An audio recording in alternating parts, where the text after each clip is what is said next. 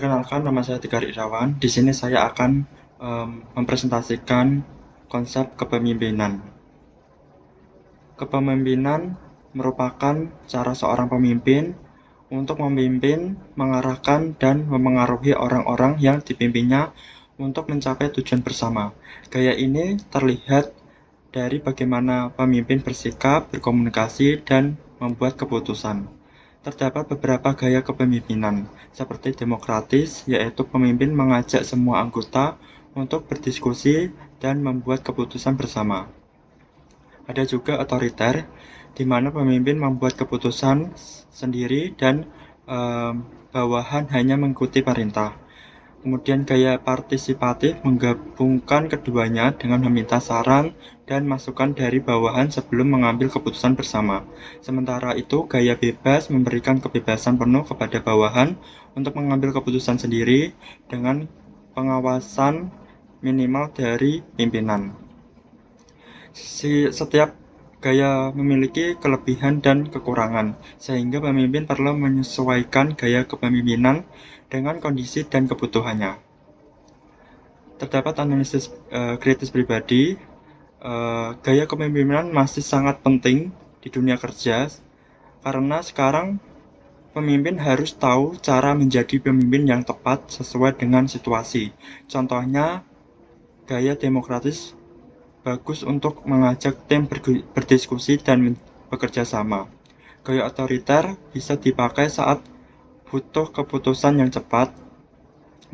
Kemudian gaya partisipatif membantu pemimpin mendengar saran bawahan sebelum memutuskan bersama. Gaya bebas cocok untuk tim yang sudah bisa bekerja sendiri tanpa banyak arahan. Dengan memahami gaya-gaya ini, pemimpin bisa menyesuaikan cara memimpin agar tim bekerja lebih baik dan nyaman. Kemudian setiap gaya kepemimpinan memiliki kelebihan dan kekurangan. Gaya demokratis kelebihannya membuat bawahan merasa dihargai dan bekerja sama lebih baik. Tapi kekurangannya dapat membutuhkan waktu lama untuk mengambil keputusan. Gaya otoriter kelebihannya cepat dan tegas. Gaya partisipatif kelebihannya membuat bawahan merasa dilibatkan dan bertanggung jawab, tetapi bisa membingungkan jika tidak ada keputusan yang jelas. Gaya bebas memiliki kelebihan dengan memberikan kebebasan dan mendorong kemandirian dan dapat membuat tim tidak berarah atau tidak kompak jika anggotanya belum siap atau kurang disiplin. Saat menjadi pemimpin, harus bisa memahami situasi kebutuhan dan situasi tim. Teori gaya kepemimpinan terdapat diterapkan oleh mahasiswa atau pemimpin muda dengan menyesuaikan gaya memimpin sesuai pada kebutuhan tim dan situasinya. Bisa dengan menggunakan gaya demokratis untuk mendorong diskusi dan kerjasama saat merencanakan kegiatan atau proyek kelompok.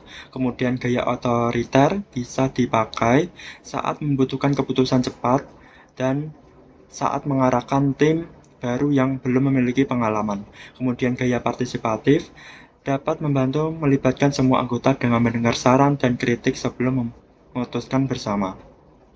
Sementara itu, gaya bebas cocok untuk tim yang sudah mandiri dan bertanggung jawab. Dengan memahami dan menerapkan gaya-gaya ini, mahasiswa atau pimpinan muda dapat belajar memimpin dengan lebih baik, efektif, dan membangun kerjasama yang baik.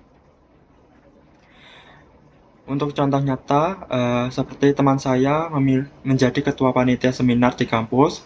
Pada saat persiapan, teman saya memakai gaya demokratis dengan mengajak tim untuk berdiskusi dan memutuskan bersama. Saat ada masalah mendesak menjelang acara, dia memakai gaya otoriter untuk bisa cepat mengambil keputusan. Setelah acara itu, dia kembali menjadi partisipatif dengan meminta saran tim untuk evaluasi. Terdapat refleksi pribadi. Dari materi ini, saya dapat belajar menjadi seorang pemimpin harus bisa fleksibel dan bijak dalam memilih gaya kepemimpinan sesuai situasi dan kebutuhan tim.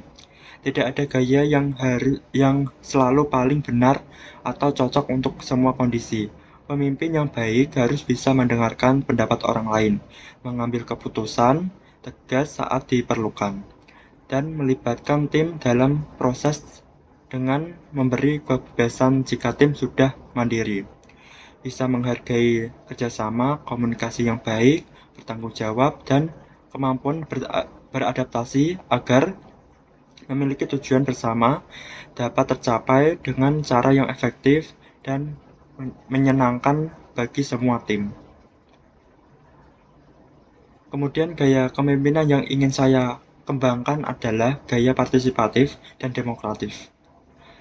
Saya ingin menjadi pemimpin yang terbuka untuk mendengarkan pendapat dan ide dari semua anggota tim, sehingga mereka dapat merasa dihargai dan mau berkontribusi.